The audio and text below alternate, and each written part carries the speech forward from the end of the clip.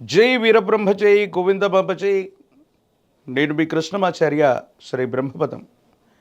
2025 సంవత్సరం నవంబర్ మాసం మీనరాశి వారి యొక్క రాశిఫలం. శివాయ బ్రహ్మణే నమ. వీరబ్రహ్మేంద్ర స్వామినే నమో నమ. జై వీరబ్రహ్మ జై గోవింద బాబా జై. ఒకవైపేమో తీక్షణమైనటువంటి ఏలినాటి శని ప్రభావం, లగ్నంలో శని భగవానుడి యొక్క స్థితిగతులతో పాటుగా వ్యయ స్థానంలో రాహు సంచారమైన స్థితి కొన్ని ఇబ్బందులకి ప్రతిబంధకాలకి కారణమవుతున్నాయి. మానసికమైనటువంటి భావోద్వేగాల్ని నియంత్రించుకోవటం వల్ల అనుకూలవంతమైనటువంటి ప్రభావాన్ని చూపెట్టే అవకాశం ఉంది. వృత్తి, ఉద్యోగం, వ్యాపార సంబంధమైనటువంటి విషయాల్లో అనుకూలత లభిస్తుంది. వృత్తి, ఉద్యోగంలో మానసికమైనటువంటి ఒత్తిడి అధికమైనప్పటికీ మీరు చేయవలసినటువంటి విధి నిర్వహణ మాత్రం తప్పకుండా మీరు చేసే అవకాశం కనబడుతుంది. వ్యాపార సంబంధమైనటువంటి అంశాల్లో మాత్రం కొన్ని చిన్న చిన్న ఇబ్బందులు, ప్రతిబంధకాలు ఎదురయ్యేటువంటి అవకాశాలు ఉన్నాయి. కాబట్టి వృత్తి, ఉద్యోగాన్ని వదిలిపెట్టి కొత్త ఉద్యోగంలోకి వెళదాం, లేదా కొత్త వ్యాపారంలోకి వెళదాం, కొత్త జీవన విధానంలోకి వెళదాం అనుకుంటే మాత్రం ఇబ్బందులు కలిగే అవకాశం కనబడుతుంది. కొన్ని విషయాల్లో కొత్త మార్పులు చేర్పులు ఏవి చేయకపోవటమే ఉత్తమంగా చెప్పచ్చు. ఎప్పుడైతే తీక్షణమైనటువంటి ఏలినాటి శని జరుగుతూ ఉంటుందో, శని భగవానుడు ఒక నిర్దిష్టమైనటువంటి క్రమశిక్షణతో కూడినటువంటి జీవన విధానానికి నాంది ప్రస్తావన పలుకుతూ ఉంటాడు. ఈ సందర్భంలో కొత్త ప్రయత్నాలు చేయటం వల్ల మనకు కొన్ని ఇబ్బందులు కలగటం, మానసికమైనటువంటి సంఘర్షణ కలగటం, ఏం చేయాలో అర్థం కాక, ఏమవుతుందో తెలియక సంఘర్షణతో కూడిన జీవన విధానంతో మనం ఉంటూ ఉంటాం. కాబట్టి ఈ విషయాల పట్ల తస్మాత్ జాగ్రత్తగా ఉండటం చెప్పదగినటువంటి సూచన.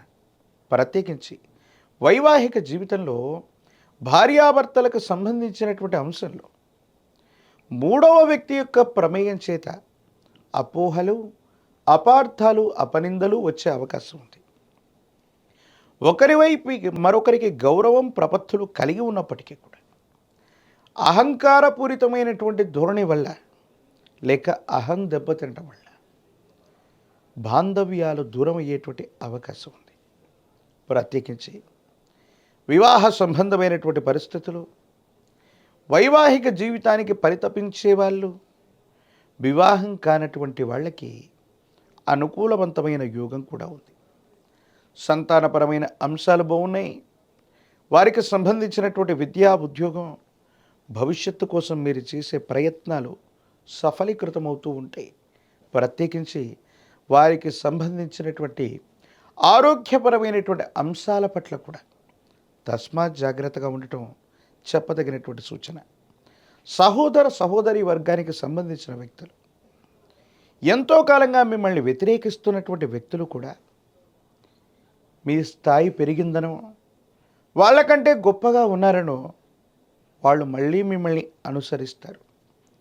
కానీ కొన్ని విషయాల్లో మీలో ఏవైనా లోపాలు ఉన్నట్టయితే మీ రక్త సంబంధికులు అనుకున్న వాళ్ళు, ఆత్మీయులైనటువంటి వాళ్ళు, తోబుట్టువులు సైతం మీ పరిస్థితులను చూసి వెక్కిరించే అవకాశం ఉంది. అంటే సిద్ధాంతపరమైనటువంటి అంశాలు అవ్వచ్చు, కొంతమంది వ్యక్తుల యొక్క ప్రవృత్తి అవ్వచ్చు. ఎంతో కాలంగా మీకు దూరంగా ఉన్నటువంటి వ్యక్తులు ప్రస్తుతం మీరున్న స్థాయిని చూసి మళ్ళీ దగ్గర అయ్యేటువంటి ప్రయత్నాలు చేస్తారు.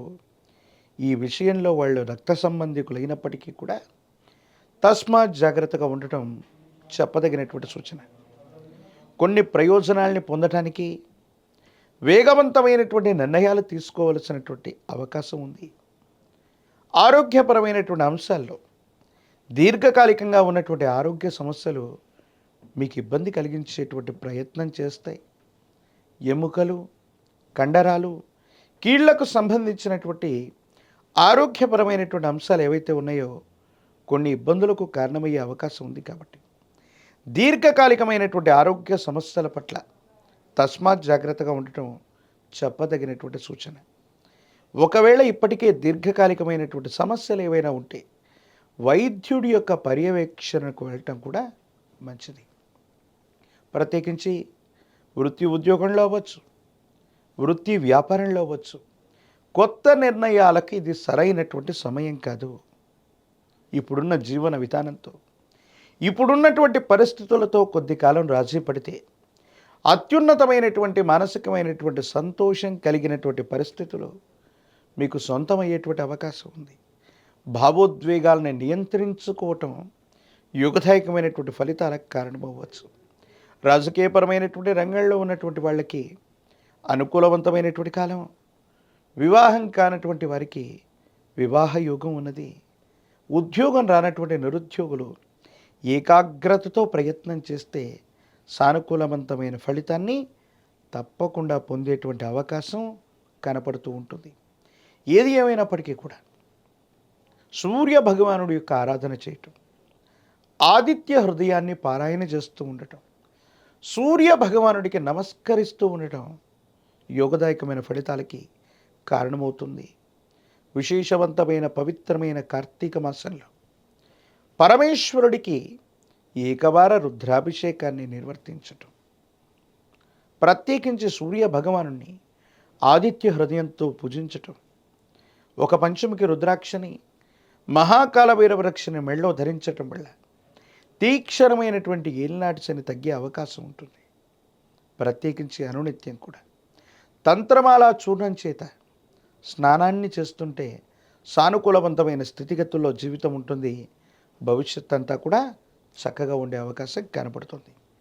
మరిన్ని వీడియోలు చూడటానికి గాను మన ఛానల్ని లైక్ చేయండి, షేర్ చేయండి, తప్పకుండా సబ్స్క్రైబ్ చేయండి.